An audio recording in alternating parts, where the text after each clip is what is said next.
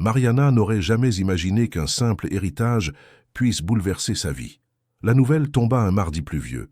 Augusto Valente, le milliardaire reclus dont elle ignorait jusqu'à l'existence dans son lointain arbre généalogique, était décédé et lui avait légué une demeure centenaire dans l'arrière-pays du Minas Gerais.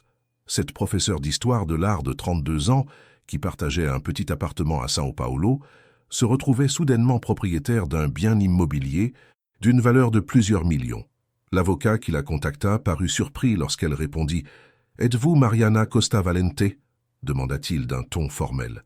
Après sa confirmation, un silence s'installa. « Je dois vous informer d'un important héritage. » Ces mots semblaient irréels. Augusto Valente avait été un magnate du café dans les années 1950 et 1960, bâtissant un empire s'étendant sur 3 États. Sa fortune était estimée à plus de 2 milliards de réaux lorsqu'il décida de se couper du monde, s'enfermant dans sa demeure à l'âge de 60 ans. Personne ne l'a revu depuis. 30 ans plus tard, son corps fut découvert par le gardien, assis dans son fauteuil préféré de la bibliothèque, un livre ouvert sur les genoux. Il n'y avait pas d'autres héritiers directs. Mariana était la dernière descendante vivante d'un cousin éloigné, le seul parent mentionné par Augusto dans son testament rédigé des décennies auparavant. Mais une clause étrange s'y trouvait.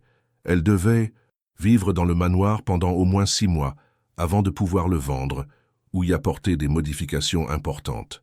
Lorsque Mariana pénétra pour la première fois dans le manoir, un frisson la parcourut. Le manoir Valente était un imposant bâtiment de 3 étages, de style colonial portugais, avec des dizaines de pièces et des jardins s'étendant sur des hectares. À l'intérieur, le temps semblait s'être arrêté en 1965. Des meubles anciens recouverts de draps blancs dessinaient des silhouettes fantomatiques dans les couloirs. Des lustres en cristal pendèrent du haut plafond. Des couches de poussière les transformant en reliques opaques. L'air était imprégné d'odeurs de moisis, de vieux livres et de secrets bien gardés. Mariana parcourut les couloirs, ses pas résonnant dans le silence inquiétant. C'est au 2e étage, dans une pièce qui semblait avoir été un bureau privé, qu'elle le vit pour la première fois. Le tableau. Une huile sur toile aux dimensions impressionnantes, au moins 2 mètres de haut sur 1,5 mètre de large, accrochée au mur principal. Elle représentait un homme d'âge mûr, vêtu d'un impeccable costume sombre, assis dans un fauteuil en cuir. Son visage était sévère, presque intimidant, avec des yeux perçants qui semblaient suivre quiconque posait les yeux sur la toile. À l'arrière-plan, à travers une fenêtre peinte, une plantation de café s'étendait jusqu'à l'horizon. La plaque dorée apposée sur le cadre orné portait simplement l'inscription « Augusto Valente, 1964 ». Dites-nous en commentaire de quelle ville vous regardez cette vidéo. Mariana observa le tableau quelques instants, admirant la technique de l'artiste. Professeure d'histoire de l'art, elle reconnut le style réaliste typique de l'époque, sans doute l'œuvre d'un peintre engagé spécialement pour immortaliser le milliardaire à l'apogée de sa puissance. Elle décida que cette pièce serait parfaite pour son bureau temporaire. Les jours suivants, Mariana commença à organiser son déménagement, apportant ses affaires essentielles et s'efforçant de rendre ce mausolée habitable. Elle engagea une équipe de nettoyage qui mit 1 semaine entière à enlever des décennies de saleté accumulées. Le manoir dévoila peu à peu sa beauté cachée. Sols en marbre italien, vitraux art nouveau, un escalier en acajou qui semblait sculpté par des maîtres artisans.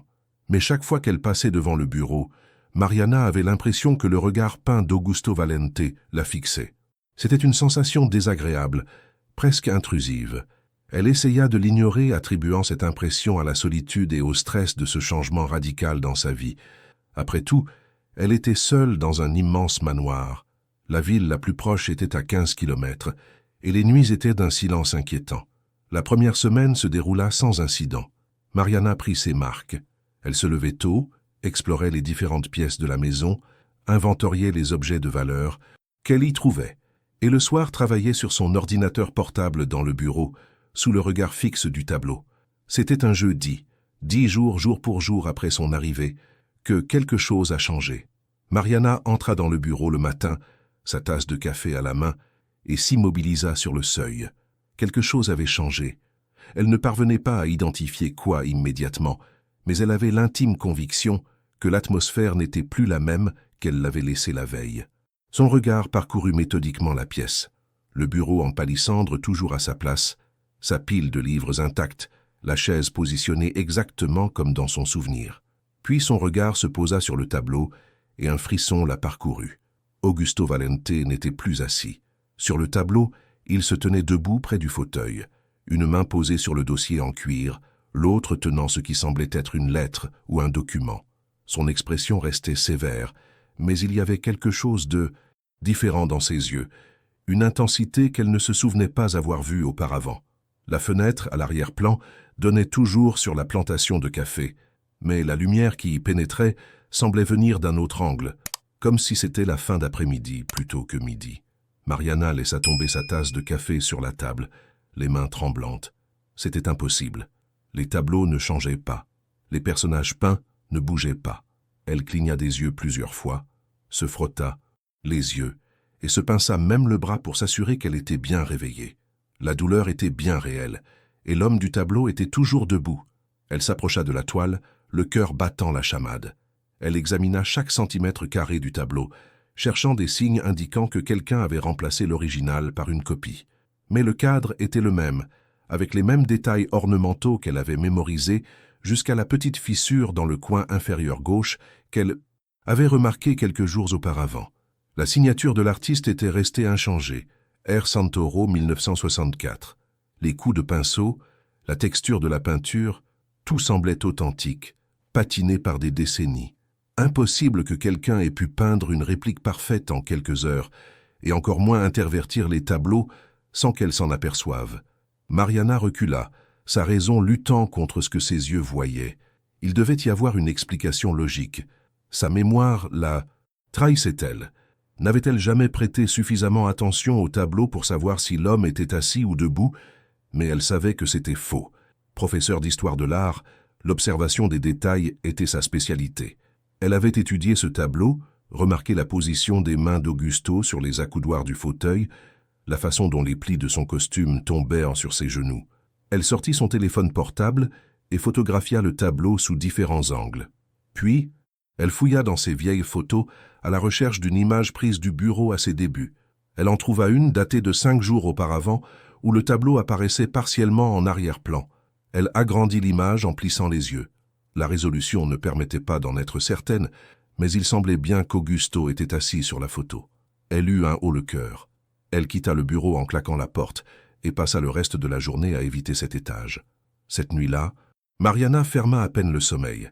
Allongée dans l'une des suites du 3e étage, loin du bureau maudit, elle tenta de comprendre ce qui s'était passé. Devait-elle partir, abandonner son héritage et retourner à São Paulo? Mais le testament exigeait un délai minimum de 6 mois. Si elle partait plus tôt, elle perdrait tout. Et que dirait-elle? Qu'elle avait fui parce qu'un tableau avait changé de place? Cela paraîtrait complètement absurde.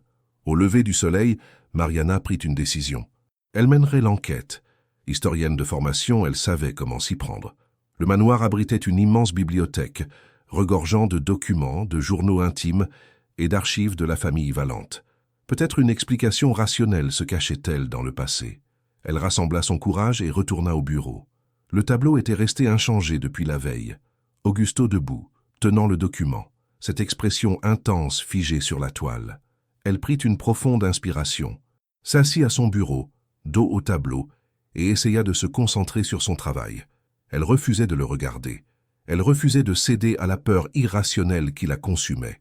Les heures passèrent, tandis qu'elle cherchait en ligne des informations sur le manoir Valente et son ancien propriétaire.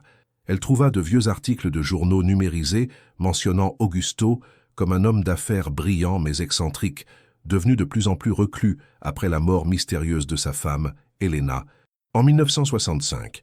La bibliothèque du manoir était un trésor caché. Mariana passa les jours suivants plongée dans des documents poussiéreux, des journaux jaunis et des cartons de vieux courriers. Augusto Valente avait été méticuleux dans ses archives. On y trouvait des livres de comptes détaillant chaque transaction de ses entreprises, des agendas personnels où les rendez-vous étaient notés d'une élégante écriture, et même des carnets où il consignait ses pensées et réflexions.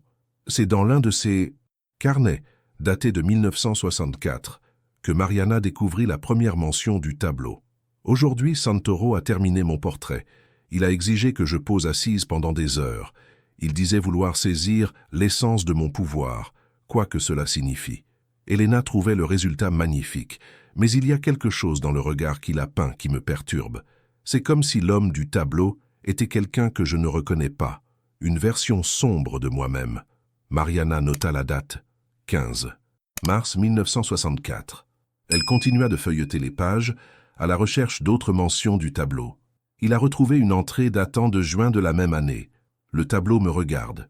Je sais que c'est absurde d'écrire cela, mais je jure que ses yeux me suivent du regard dans la pièce. Elena a ri quand je lui en ai parlé, disant que c'était une astuce courante des grands maîtres, une histoire de perspective et de direction du regard. Mais ce n'est pas que ça. Je ressens une présence. Les entrées suivantes devinrent de plus en plus inquiétantes. Août 1964. J'ai commencé à travailler tard au bureau, juste pour éviter ce tableau. Il y a quelque chose de profondément perturbant avec lui. J'ai demandé à Santoro de venir le récupérer. J'ai même proposé de payer le double. Il a refusé, disant que c'était son chef-d'œuvre et qu'il devait rester où il était. Nous nous sommes disputés. Il m'a accusé de ne pas apprécier le véritable art. Je l'ai renvoyé. Septembre. Hélène veut que je consulte un médecin. Elle dit que je suis obsédé par le tableau, que ce n'est pas sain. Mais elle ne comprend pas. Quand je suis seul au bureau, il m'arrive de voir des mouvements du coin de l'œil. Quand je regarde directement, tout est normal. Mais je jure que cet homme peint n'est pas toujours dans la même position. Suis-je en train de devenir folle? Octobre. J'ai recouvert le tableau d'un drap. Je ne supporte plus ces yeux qui me jugent. Hélène s'inquiète pour ma santé mentale. Peut-être a-t-elle raison. Mariana eut un frisson. Augusto avait vécu exactement le même phénomène qu'elle 60 ans plus tard. Elle continua à lire avidement en quête de réponse. Novembre 1964. J'ai découvert quelque chose d'horrible. En enquêtant sur le passé de Santoro, j'ai trouvé des documents indiquant qu'il était accusé de pratiques occultes dans son Italie natale. On dit qu'il mélangeait son propre sang à ses peintures, prétendant que cela donnait vie à ses créations. Je pensais que ce n'étaient que des rumeurs, des histoires pour entretenir le mystère autour de son art. Maintenant, je n'en suis plus si sûr. L'inscription suivante était illisible, comme si quelque chose avait été renversé dessus, mais elle restait lisible. Elena a été retrouvée morte au pied de l'escalier ce matin. La police parle d'un accident, d'une chute, mais je connais la vérité. Elle fuyait quelque chose. J'ai trouvé des traces d'ongles sur la porte du bureau, comme si elle avait tenté de s'échapper désespérément. Le tableau a été mis au jour. Je l'avais recouverte hier soir, j'en suis absolument certaine. Quelqu'un ou quelque chose a enlevé le drap. Mariana laissa tomber le journal, les mains tremblantes. Elena Valente était morte dans des circonstances mystérieuses, peut-être liées au tableau, et Augusto était convaincu qu'un phénomène surnaturel se produisait. Elle prit son ordinateur portable et chercha des informations sur R. Santoro. Elle trouva très peu de choses. Roberto Santoro, peintre italien né en 1920, avait émigré au Brésil en 1960. Il était spécialisé dans les portraits réalistes de personnalités importantes. Des rumeurs, non confirmées, circulaient quant à son implication dans des sociétés secrètes et des pratiques ésotériques. Il avait mystérieusement disparu en 1966 et n'avait jamais été revu. Son corps n'avait jamais été retrouvé. Mariana sentit l'atmosphère de la bibliothèque se refroidir soudainement. Il était tard. Les seules sources de lumière étaient sa lampe de lecture et le faible éclat de la lune filtrant à travers les hautes fenêtres. Le silence était absolu, oppressant. Elle décida qu'il était temps d'affronter la situation de front. Si ce tableau possédait un pouvoir quelconque, une énergie étrange, elle devait découvrir de quoi il s'agissait et comment la neutraliser. Elle traversa les couloirs obscurs jusqu'au bureau, chaque pas résonnant d'une manière menaçante. La porte était entr'ouverte. Bien. Qu'elle fût certaine de l'avoir fermée à clé le matin même. Elle la poussa lentement. Le bureau n'était éclairé que par le clair de lune qui filtrait par la fenêtre. Et là, le tableau dominait le mur. Mais quelque chose avait de nouveau changé. Augusto Valente était maintenant partiellement tourné, comme s'il marchait vers la fenêtre peinte. Le document qu'il tenait était plus visible à présent, et Mariana pouvait distinguer des mots inscrits dessus, même si elle ne pouvait pas les lire de là où elle se trouvait. La plantation de café à l'arrière-plan semblait plus sombre, comme si un orage approchait à l'horizon peint. Elle alluma toutes les lumières de la pièce, inondant l'espace d'une luminosité presque clinique. Le cœur battant la chamade, elle s'approcha du tableau et examina le document peint. Avec effort, elle parvint à déchiffrer quelques mots en minuscules lettres cursives. La vérité sur Elena, ce n'était pas un accident. Il sait, j'ai besoin. Le reste était illisible. Masqué par les ombres du tableau. Mariana recula, essayant d'assimiler cette nouvelle information. Le tableau révélait un message, quelque chose concernant la mort d'Elena. Mais pourquoi maintenant? Pourquoi à elle? Elle n'avait aucun lien avec ces gens, si ce n'est un lointain lien de sang. Elle passa la nuit blanche dans son bureau, observant le tableau avec obsession, espérant qu'il se transformerait à nouveau sous ses yeux. Mais rien ne se produisit. Au lever du soleil, lorsque la lumière dorée du matin inonda la pièce, le tableau lui parut n'être qu'un simple tableau. Une œuvre d'art statique et inoffensive. Avait-elle tout imaginé? Non. Elle avait les photos sur son téléphone portable comme preuve. Les jours suivants, Mariana se transforma en une enquêtrice infatigable. Elle fouilla chaque recoin du manoir, cherchant des indices sur ce qui était réellement arrivé à Elena Valente. Elle trouva la chambre du couple au 2e étage, préservée comme un sanctuaire. Les vêtements d'Elena étaient encore suspendus dans le placard, ses parfums alignés sur la coiffeuse, une épaisse couche de poussière recouvrant tout comme un linceul. Il y avait des photos encadrées. Elena était une femme d'une beauté époustouflante, avec des cheveux noirs ondulés et des yeux expressifs. Sur toutes les photos, elle souriait, mais sur les portraits les plus récents, datés de 1964, son sourire semblait forcé, sans atteindre ses yeux. Mariana découvrit le journal intime d'Elena, dissimulé dans un faux tiroir du bureau de sa chambre. Contrairement aux notes méticuleuses d'Augusto, les entrées d'Elena étaient rares et empreintes d'émotion. Augusto n'est plus l'homme que j'ai épousé. Depuis que ce maudit peintre est venu chez nous, quelque chose a changé. Mon mari est obsédé par son propre portrait. Il passe des nuits entières enfermé dans son bureau à lui parler. Oui, à lui parler. J'entends sa voix à travers la porte, mais je n'obtiens jamais de réponse. J'ai peur. Quelques semaines plus tard, une autre entrée. J'ai vu quelque chose d'impossible aujourd'hui. Je suis allé dans le bureau pendant l'absence d'Augusto, cherchant la preuve qu'il a une liaison, qu'une autre femme explique son comportement étrange. Mais quand j'ai regardé le tableau, l'homme représenté n'était pas Augusto. Ou plutôt, il l'était et ne l'était pas. Il avait son visage, ses traits, mais l'expression était d'une pure malice. Et je jure par tout ce qui est sacré qu'il m'a fait un clin d'œil. La dernière entrée était datée du jour de sa mort. Je vais confronter Santoro. J'ai obtenu son adresse grâce à des contacts en ville. Il doit réparer ses erreurs. Je sais qu'Augusto m'interdira d'y aller, alors j'irai en secret ce soir. S'il m'arrive quelque chose, si je ne reviens pas, que celui ou celle qui trouvera ce journal sache la vérité. Ce tableau est vivant, et il consume mon mari de l'intérieur. Mariana referma le journal avec fracas, le cœur battant la chamade. Elena était allée confronter Santoro et mourut cette même nuit. Augusto ne fut plus jamais le même, s'isolant du monde jusqu'à sa mort, 30 ans plus tard. Mais qu'avait donc fait Santoro?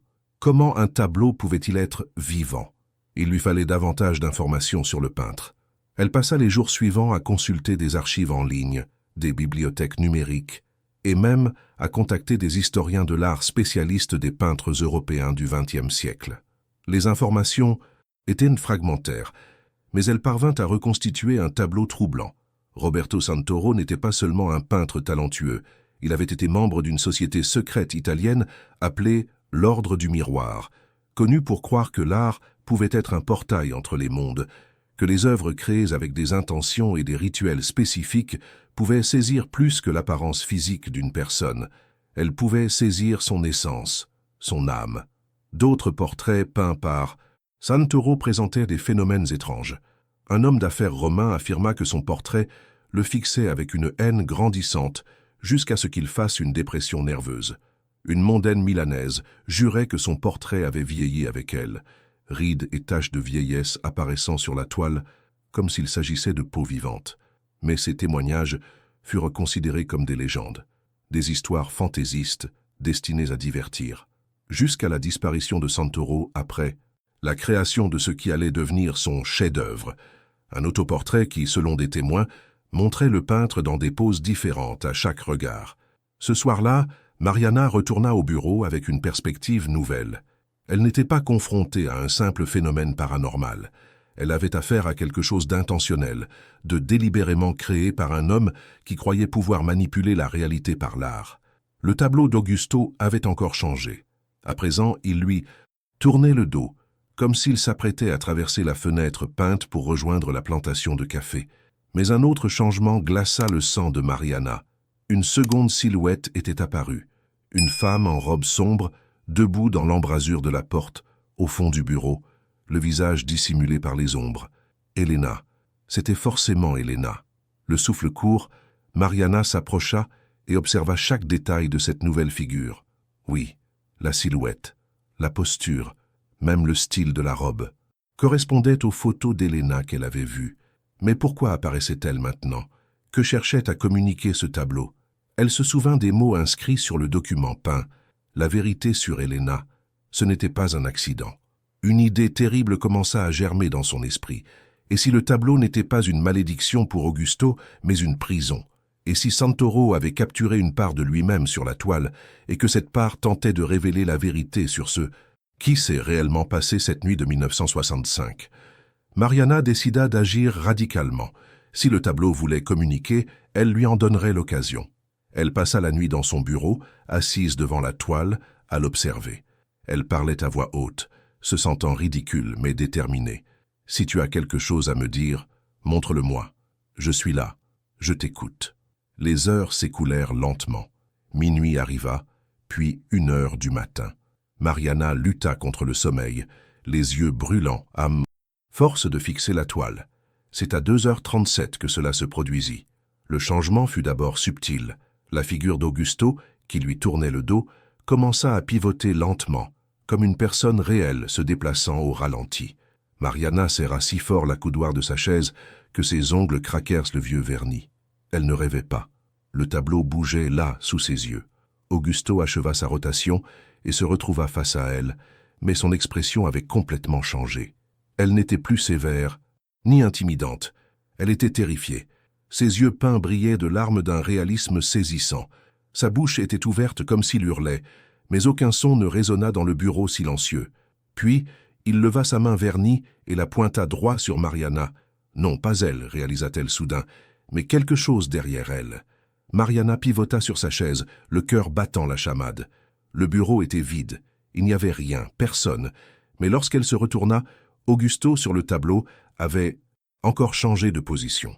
À présent, il désignait un élément précis dans la pièce peinte derrière lui, un bureau semblable à celui du tableau, sur lequel reposait une boîte rouge ornée. Mariana comprit. C'était un indice. Le tableau lui indiquait quelque chose à chercher. Elle examina le vrai bureau à la recherche de la boîte rouge. Elle fouilla tous les tiroirs, fouilla de vieux papiers et documents, mais ne trouva rien. Puis elle se souvint. Le bureau de la chambre d'Elena. Elle courut à travers les couloirs sombres jusqu'à la chambre du couple. La lampe torche de son téléphone éclairait le chemin, projetant des ombres dansantes sur les murs. Elle entra dans la pièce et se dirigea directement vers le bureau où elle avait trouvé le journal intime d'Elena. Elle chercha plus attentivement, testant chaque tiroir, tapotant sur les côtés à la recherche de compartiments cachés. C'est au fond du dernier tiroir que ses doigts effleurèrent quelque chose d'inhabituel. Un petit levier en bois presque imperceptible. Elle appuya dessus et entendit un clic. Une partie du fond du tiroir coulissa sur le côté, révélant un compartiment secret. À l'intérieur, une boîte en velours rouge délavé, identique à celle du tableau.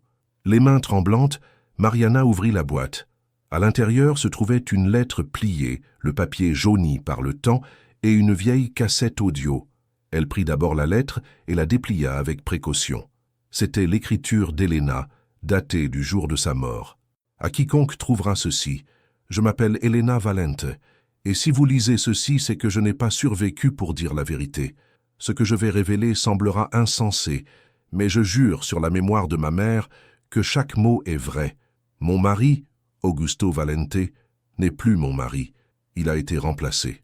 Mariana dut interrompre sa lecture un instant, sous le choc de ces mots impossibles. Elle poursuivit. Tout a commencé lorsque Roberto Santoro est venu faire le portrait. Pendant les séances, il a demandé à Augusto de méditer, de se reconnecter à son essence profonde. Je pensais que ce n'était que les élucubrations d'un artiste excentrique. Mais une fois le tableau terminé, Augusto changea.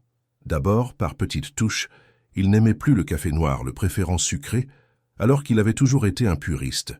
Il oubliait des dates importantes qui lui étaient chères. Son écriture changea subtilement. J'attribuais cela au stress du travail, à l'âge, à 1000 excuses. C'est rationnel. Mais je compris alors quelque chose de terrible. L'homme du tableau ressemblait chaque jour davantage à mon mari, tandis que mon mari ressemblait de plus en plus à l'homme représenté. J'ai confronté Santoro lorsque j'ai enfin accepté qu'un phénomène surnaturel se produisait. Il s'est moqué de moi, me disant que je devrais me sentir honoré d'assister à son chef-d'œuvre.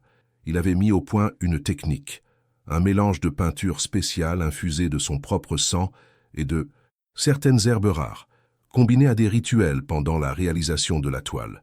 Cette technique lui permettait de transférer la conscience d'une personne sur la toile, l'échangeant avec la représentation peinte. Le véritable Augusto était prisonnier du tableau. L'Augusto qui marchait et respirait à mes côtés était le tableau qui prenait vie. Mariana dut s'asseoir sur le lit poussiéreux, prise de vertige. C'était impossible, absolument impossible. Mais alors, comment expliquer les changements survenus dans le tableau? Comment expliquer les journaux d'Augusto décrivant les mêmes phénomènes? Elena poursuivit dans sa lettre. Santoro expliqua qu'il avait agi ainsi parce qu'Augusto l'avait insulté, avait remis en question son art. Il disait que les hommes puissants comme lui devaient apprendre l'humilité, connaître l'impuissance. Il maintient le véritable Augusto conscient dans le tableau, capable de tout voir et de tout entendre, mais incapable de faire autre chose qu'observer sa vie vécue par une copie de lui-même. La copie est physiquement parfaite, mais émotionnellement vide. C'est pourquoi Augusto est devenu si froid, si distant. J'ai dit que je dirais tout à la police, que je dénoncerais Santoro. Il m'a menacé, disant que si je parlais, il ferait à Elena ce qu'il a fait à Augusto. Mais je ne peux pas vivre en sachant que mon vrai mari est emprisonné, qu'un imposteur dort à mes côtés chaque nuit. Je trouverai un moyen d'y remédier. J'ai enregistré une conversation avec Santoro où il avoue tout. C'est sur la cassette avec cette lettre. Je vais à la police ce soir. S'il m'arrive quoi que ce soit, utilisez cette preuve, s'il vous plaît. Libérez mon mari. Elena Valente. Mariana tenait la cassette, sentant son poids insignifiant face à l'importance de ce qu'elle représentait. Elle devait l'écouter. Elle descendit au salon où elle avait aperçu un vieux magnétophone lors de ses explorations de la maison. Il lui fallut 20 minutes pour le faire fonctionner, nettoyer les mécanismes rouillés, trouver une prise. Enfin, elle inséra la cassette et appuya sur lecture. Il y eut d'abord des grésillements, puis la voix claire d'Elena. « Monsieur Santoro, merci d'avoir accepté de me recevoir. » Une voix masculine grave avec un accent italien. « Signora Valente, votre appel était insistant. Mais dites-moi, que puis-je faire pour vous ?» Le dialogue se poursuivit, Elena menant habilement la conversation jusqu'à ce que Santoro, peut-être par arrogance ou excès de confiance, commence à se vanter de son travail avec Augusto. « Vous croyez que votre mari est vivant, n'est-ce pas? » Techniquement, oui. Chaque coup de pinceau a capturé une part de son essence. Pendant 3 mois de séance, j'ai lentement transféré sa conscience sur la toile. Le dernier jour, lorsque j'ai terminé les yeux, l'échange était complet. L'homme qui est rentré à la maison avec vous est ma création, animé par la force vitale que j'ai extraite de l'original. C'est l'une de mes plus grandes réussites. Elena, visiblement troublée, s'exclame « Mais comment? Comment est-ce possible ?» L'art, ma chère, le véritable art, ce n'est pas une simple représentation, c'est une transformation. Les anciens connaissaient ces secrets, mais ils ont été perdus lorsque le monde est devenu civilisé. J'ai retrouvé ce savoir grâce à des années d'études et d'expérimentation. Votre mari a été grossier avec moi. Il m'a traité comme une simple ouvrière. Les hommes comme lui doivent apprendre qu'il existe des forces dans ce monde que leur argent ne peut contrôler. Il faut inverser le cours des choses. Rendez-moi mon mari. L'inverser? Signora, pourquoi ferais-je cela? C'est mon chef-d'œuvre. Et même si je le voulais, l'inverser exigerait un sacrifice. Il faudrait offrir quelque chose d'égale valeur, une autre âme pour prendre sa place sur la toile. Voulez-vous vous porter volontaire? Un silence pesant s'installa dans l'enregistrement. Puis la voix d'Elena, plus basse, presque un murmure, « Je ferai tout ce qu'il faut ». L'enregistrement s'interrompit brutalement, laissant place à des bruits de lutte, de chute, de cris, puis le silence. Mariana éteignit l'appareil, les mains tremblantes. Elena était allée confronter Santoro, prête à tout sacrifier pour libérer son mari, et elle était morte cette même nuit. Mais que s'était-il passé exactement? La version officielle disait qu'elle avait fait une chute dans l'escalier du manoir. Quel lien avec sa visite chez Santoro? Elle retourna à la bibliothèque et consulta d'anciens journaux.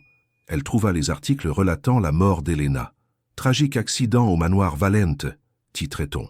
L'article décrivait comment Elena Valente, épouse du magnate du café Augusto Valente, avait été retrouvée morte au pied de l'escalier de sa résidence au petit matin.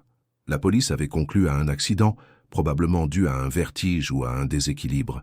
Aucun signe de violence n'avait été relevé, mais un paragraphe plus court, presque une note de bas de page, mentionnait que Madame Valente avait quitté son domicile la veille au soir et était rentrée vers 11 heures du soir, d'après le chauffeur de taxi qui l'avait déposée à la propriété. Elle était décédée quelques heures après son retour de sa rencontre avec Santoro. Mariana poursuivit ses recherches et découvrit d'autres articles. L'un d'eux, datant de 1966, évoquait la mystérieuse disparition du peintre Roberto Santoro. Un artiste italien disparaît sans laisser de traces, annonçait-il. Santoro avait été vu pour la dernière fois dans son atelier de fortune, en périphérie de la ville. Lorsque la police pénétra sur les lieux, elle constata des traces de lutte, des taches de sang sur les murs, mais aucun corps. Étrangement, on découvrit aussi plusieurs portraits détruits, déchirés ou brûlés. L'affaire ne fut jamais résolue. Un schéma se dessinait dans l'esprit de Mariana. Elena avait confronté Santoro, enregistré ses aveux. Peut-être avait-elle tenté de le forcer à lever le sort. Quelque chose avait mal tourné. Elena mourut peu après, et Santoro disparut quelques mois plus tard. Mais l'Augusto emprisonné dans le tableau était resté là, conscient, observant l'imposteur vivre sa vie pendant 30 ans jusqu'à sa mort. Et maintenant, 60 ans plus tard, le tableau essayait de communiquer avec elle, de lui révéler la vérité. Mais pourquoi? Que voulait-il? Mariana retourna au bureau. Il était presque 5 heures du matin. Le soleil allait bientôt se lever. Le tableau avait encore changé en son absence. Augusto était maintenant au premier plan, les deux mains pressées contre la toile, comme s'il repoussait un ver invisible de l'intérieur. Sa bouche était ouverte dans un cri muet, et derrière lui, le portrait d'Elena était devenu plus net, plus précis. Elle tenait quelque chose dans ses mains, quelque chose qui brillait. Mariana s'approcha et examina l'objet. Il semblait s'agir d'une clé, une clé ancienne, ornée. Et alors elle comprit. Elle courut dans la chambre d'Elena et fouilla de nouveau la boîte en velours rouge. Au fond, là où se trouvaient la lettre et le ruban, ses doigts trouvèrent une petite clé en bronze. Il la brandit contre la lumière de l'aube qui commençait à filtrer par la fenêtre. Elle était identique à celle du tableau. Mais une clé, pour quoi faire? Mariana passa les heures suivantes à fouiller le manoir à la recherche de serrures correspondant à cette clé. Il essaya portes, coffres, boîtes, tout ce qui pouvait se fermer à clé. Rien n'y fit. Il était sur le point d'abandonner lorsqu'un détail lui revint en mémoire. Le tableau avait un cadre exceptionnellement ouvragé, orné de motifs en relief très détaillés. Il retourna dans son bureau et examina le cadre de près pour la première fois. En bas, dissimulée parmi les ornements floraux dorés, se trouvait une petite serrure, si discrète qu'elle était presque invisible. Le cœur battant la chamade, Mariana inséra la clé. Il la tourna. Un clic mécanique retentit et, à sa plus grande stupéfaction, tout le cadre se mit à bouger. Non, pas le cadre. Le mur derrière le tableau. C'était une porte secrète. Le tableau était fixé sur une partie du mur qui s'ouvrait comme un portail, révélant un espace caché. Une petite pièce, pas plus de 3 mètres carrés, sans fenêtre. Les murs étaient couverts d'étagères, débordant de flacons de verre contenant des liquides, de couleurs variées, de pinceaux de toute taille et de plusieurs carnets reliés en cuir. Au centre de la pièce se trouvait un chevalet, sur lequel reposait un autre tableau recouvert d'un tissu noir. Mariana entra prudemment, sentant l'air froid et lourd d'une étrange odeur chimique mêlée à une note métallique qu'elle reconnut comme celle du sang. Elle retira le tissu du chevalet, révélant le tableau caché. C'était un autoportrait de Roberto Santoro. Le peintre s'était représenté dans son atelier entouré de toiles et de pots de peinture, un pinceau à la main. Mais le plus troublant était son expression, un sourire inquiétant, des yeux qui semblaient capter de sombres secrets. Et tout comme le portrait d'Augusto, celui-ci aussi était en train de changer. Ou plutôt, il avait déjà changé. Santoro sur le tableau était couvert de sang, le visage déformé par la douleur. Une silhouette sombre se tenait derrière lui, les mains autour de son cou. Mariana eut besoin d'un instant pour assimiler ce qu'elle voyait. Quelqu'un avait agressé Santoro, et d'une manière ou d'une autre, cette agression avait été immortalisée dans son propre autoportrait. Elle prit un des carnets en cuir sur les étagères. C'étaient les journaux intimes de Santoro, écrits en italien, mais Mariana pouvait en comprendre suffisamment. Il consignait méticuleusement ses expériences avec ce qu'il appelait l'art vivant, des recettes complexes pour ses peintures spéciales, des rituels à accomplir à chaque étape du processus de peinture, et surtout, des instructions sur la manière de créer et d'annuler ces transferts de conscience. Elle feuilleta rapidement les pages jusqu'à trouver la section sur l'inversion. Pour libérer une âme emprisonnée dans une toile, il faut détruire la représentation physique qui l'a remplacée. Le corps animé, simple encre ayant pris forme, retournera à un état statique une fois éliminé. Cependant, la destruction doit être totale, et l'âme emprisonnée doit avoir un destin. Soit elle retourne dans son corps physique d'origine, s'il existe encore, soit on lui offre un nouveau réceptacle. Sans destin, l'âme se dissipe dans l'éther. Mariana comprit avec une horreur grandissante. Le seul moyen de libérer Augusto était de détruire l'imposteur qui avait vécu à son image pendant 30 ans. Mais cet imposteur était mort il y a des mois, retrouvé de vieillesse. Il n'y avait plus rien à détruire, sauf... Son regard se posa de nouveau sur l'autoportrait de Santoro. Si la théorie était juste, Santoro lui-même avait été emprisonné dans son autoportrait, probablement par Elena lors de cette ultime confrontation. La silhouette sombre qui l'attaquait dans le tableau pouvait être elle. Elena avait suffisamment appris de Santoro pour retourner la technique contre lui. Mais Santoro avait ensuite disparu physiquement. Son corps n'a jamais été retrouvé, ce qui signifiait que, comme Augusto, il pouvait encore être conscient, prisonnier de l'encre et de la toile. 60 ans plus tard, Mariana continua de lire les journaux intimes, à la recherche d'informations supplémentaires. Elle découvrit une entrée troublante, datée peu avant la disparition de Santoro. « J'ai commis une terrible erreur avec Signora Valente. Elle était plus intelligente que je ne le pensais. Elle a volé mes carnets de recettes, les a étudiés. À son retour à mon atelier, elle n'était plus une suppliante, mais une adversaire. Elle m'a proposé un marché, m'apprendre à défaire ce que vous aviez fait à Augusto, et je vous laisserai vivre. J'ai refusé, évidemment. Mon œuvre ne peut être défaite si facilement. C'est alors qu'elle a révélé son arme. Elle avait peint quelque chose. Un portrait de moi, d'après des photographies, avec mes propres peintures volées. Ce n'était pas parfait, ce n'était pas aussi puissant que l'une de mes œuvres, mais elle en avait appris suffisamment. Elle a commencé le rituel là, devant moi. J'ai essayé de l'arrêter. Nous nous sommes battus. Je ne me souviens plus clairement de rien d'autre. Je me suis réveillé et j'étais différent. Je me suis regardé dans le miroir et j'ai vu mon visage, mais je ne le reconnaissais pas. J'ai couru à mon atelier et j'ai trouvé mon autoportrait, celui que j'avais peint des années auparavant pour m'exercer. Mon reflet dans le tableau me fixait. Moi, terrifié. Elena, elle a réussi. Elle m'a emprisonné dans ma propre technique. Voilà. Elena avait retourné la technique de Santoro contre lui, le piégeant dans son propre autoportrait. Mais elle mourut avant d'avoir pu achever son œuvre, et le corps animé de Santoro, comme celui d'Augusto, finit par vieillir et mourir, laissant leur conscience prisonnière des tableaux. Une question cruciale demeurait cependant. Pourquoi Augusto cherchait-il à communiquer avec Mariana à ce moment précis? Elle retourna au bureau et se tint devant le grand portrait. Auguste, sur le tableau, était de nouveau de face, mais ses mains peintes pointaient désormais vers le bas, vers le cadre. Mariana regarda dans la direction indiquée et remarqua quelque chose qui lui avait échappé jusque-là.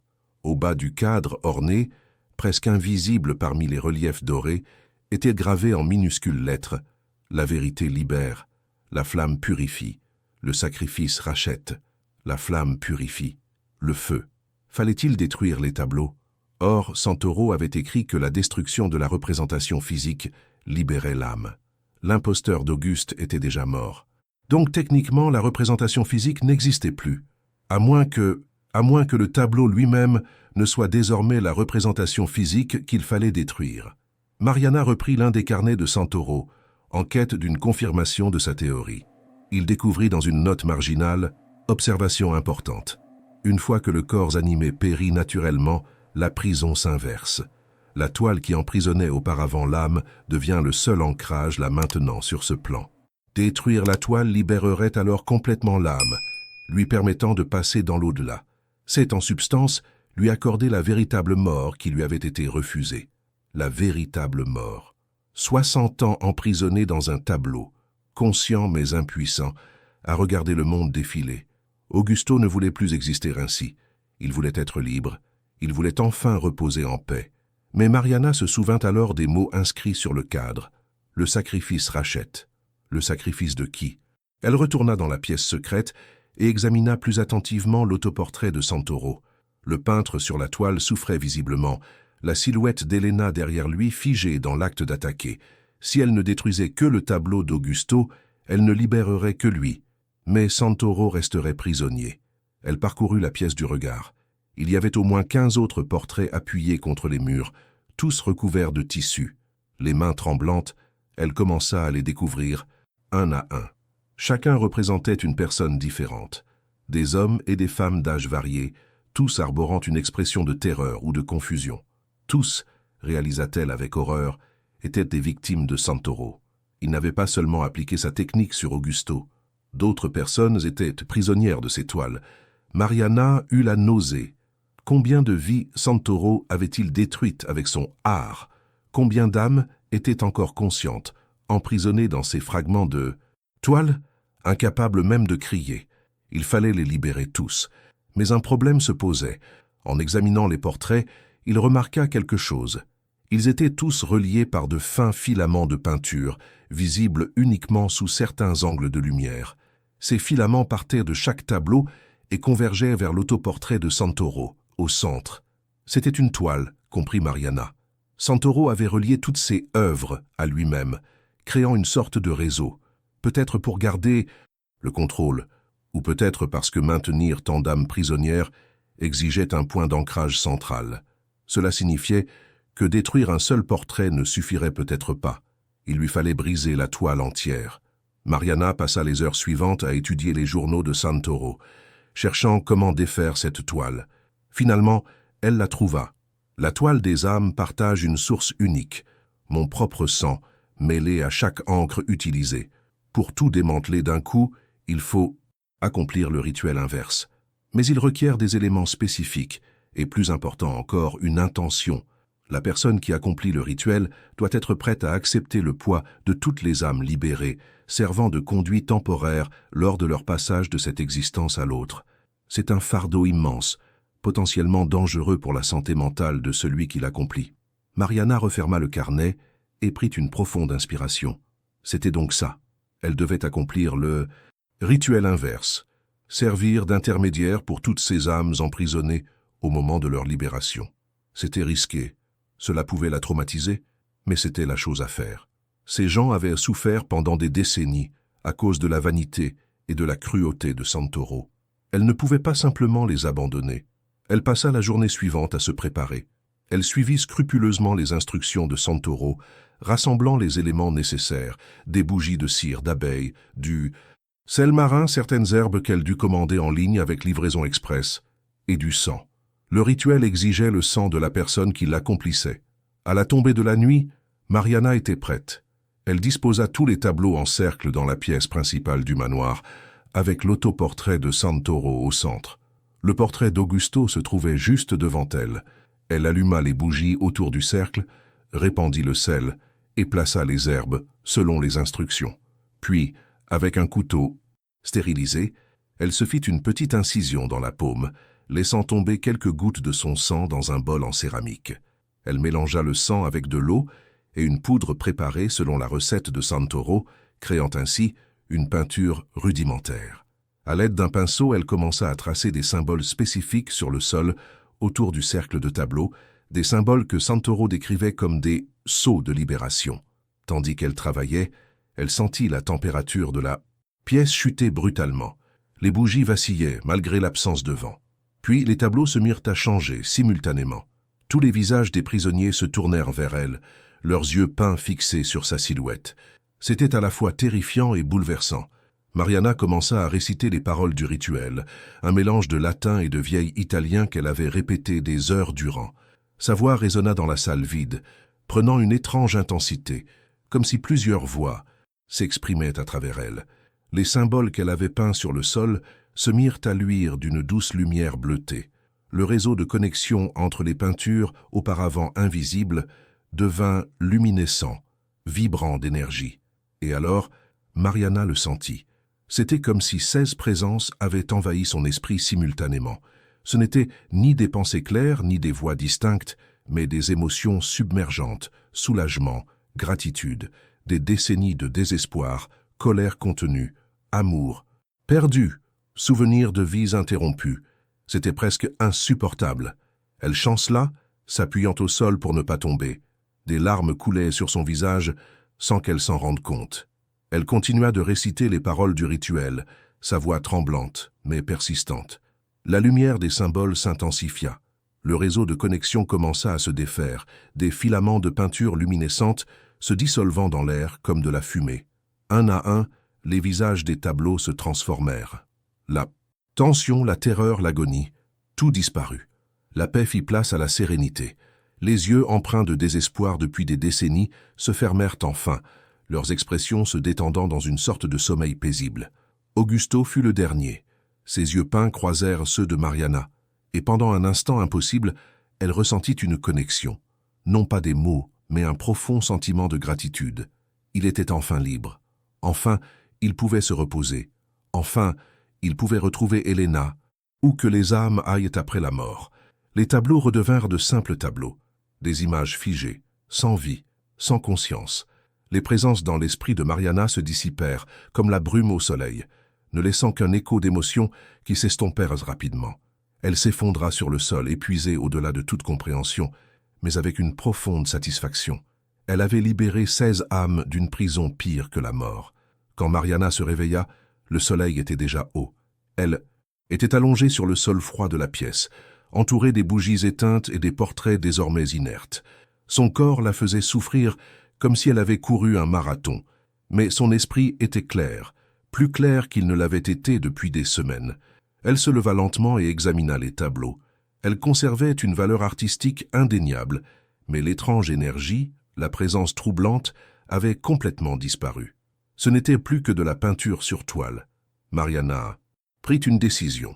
Dans les jours qui suivirent, elle contacta des musées et des historiens de l'art et fit don de la plupart des tableaux à des institutions capables de les conserver dignement en les attribuant à l'énigmatique Roberto Santoro. Elle conserva cependant le portrait d'Augusto Valente. Elle le fit restaurer par un professionnel et l'accrocha dans la bibliothèque du manoir aux côtés d'un portrait d'Elena qu'elle avait retrouvé dans les archives. Les deux enfin réunis ne serait-ce qu'en images. Mariana décida de rester au manoir Valente, non pas pour les 6 mois réglementaires, mais définitivement. Il y avait quelque chose de particulier dans ce lieu, au-delà du mystère qu'elle avait résolu. C'était l'histoire, les vies qui s'étaient succédées entre ces murs. Elle transforma une partie du manoir en centre culturel, proposant des cours d'histoire de l'art aux jeunes du quartier et créant une bibliothèque communautaire dans les vastes couloirs autrefois vides. La fortune héritée d'Augusto servit à financer des bourses pour les étudiants en art, un legs qu'elle jugeait approprié pour un homme victime d'un art déformé. Parfois, lorsqu'elle travaillait tard à la bibliothèque, Mariana contemplait les portraits d'Augusto et d'Elena et souriait. Plus aucun changement inquiétant, plus aucune présence menaçante. Mais elle aimait à penser que, d'une certaine manière, ils lui en étaient reconnaissants. Où que leurs âmes se trouvaient désormais, elles étaient réunies, enfin en paix. Le mystère du tableau qui changeait de place devint une légende locale. Mariana ne révéla jamais toute la vérité, se contentant d'un sourire énigmatique lorsqu'on l'interrogeait. Certaines histoires, s'était-elle dit, valaient mieux rester des mystères. Mais la nuit seule, il lui arrivait de relire les journaux d'Elena et d'Augusto, se rappelant que le véritable amour persiste au-delà de la mort, au-delà de la logique, au-delà même de l'art qui tente de le saisir. Et que parfois les choses les plus impossibles sont les plus vraies. Mariana avait beaucoup appris durant ces mois. Sur l'art, sur le sacrifice, sur le poids des âmes et l'importance de la rédemption. Mais la leçon la plus importante concernait le choix. Augusto n'avait pas le choix lorsqu'il fut emprisonné. Elena choisit de tout sacrifier pour tenter de le libérer, et Mariana, confrontée à la même situation des décennies plus tard, choisit de poursuivre l'œuvre d'Elena. Ces choix ont façonné leurs histoires, entrelacé leur destin à travers le temps. Le manoir n'était plus un lieu de tristesse et de sombres secrets. C'était un foyer, vibrant des rires des étudiants, du murmure des pages tournées dans la bibliothèque, de l'odeur du café frais le matin. Augusto Valente, le milliardaire reclus qui s'était isolé du monde, aurait été surpris de voir sa maison transformée en un sanctuaire d'apprentissage et de vie communautaire. Ou peut-être, pensa Mariana, souriait-il d'où qu'il soit. Son sacrifice involontaire avait engendré quelque chose de beau.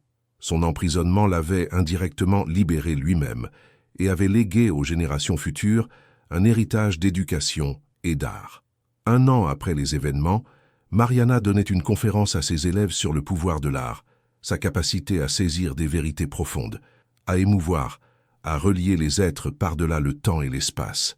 Tandis qu'elle parlait, son regard se posa sur les portraits d'Augusto et d'Elena accrochés au mur.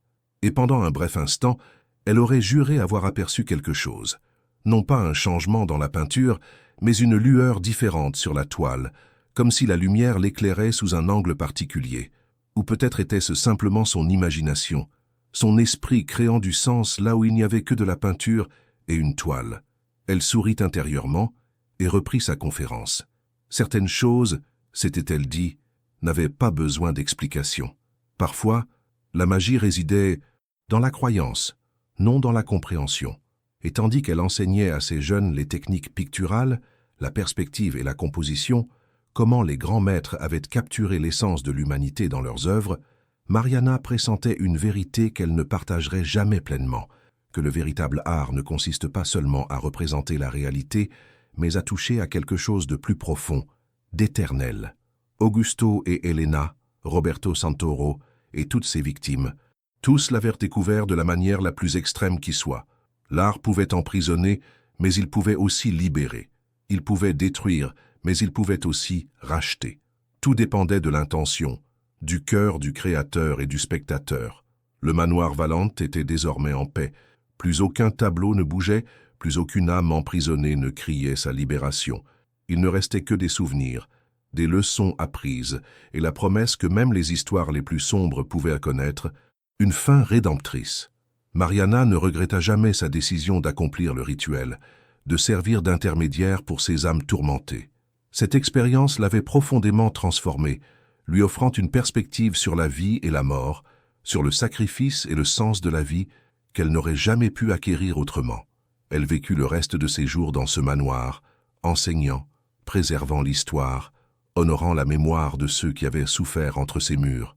Et lorsque, bien des années plus tard, son heure de quitter ce monde arriva, elle le fit en paix, sachant qu'elle avait fait une différence. La dernière chose que Mariana vit avant de fermer les yeux pour la dernière fois fut les portraits d'Augusto et d'Elena sur le mur de la bibliothèque. Et cette fois, elle en était absolument certaine. Il souriait. Ce n'était pas son imagination, ce n'était pas un jeu de lumière. C'était de la gratitude, des adieux, une reconnaissance d'une âme à une autre. Puis, dans un doux soupir, Mariana les rejoignit, là où vont les âmes pures lorsque leur histoire terrestre s'achève. Le manoir Valente demeura, témoin d'amour, de sacrifice et de rédemption, continuant d'inspirer des générations par sa beauté et ses secrets murmurés.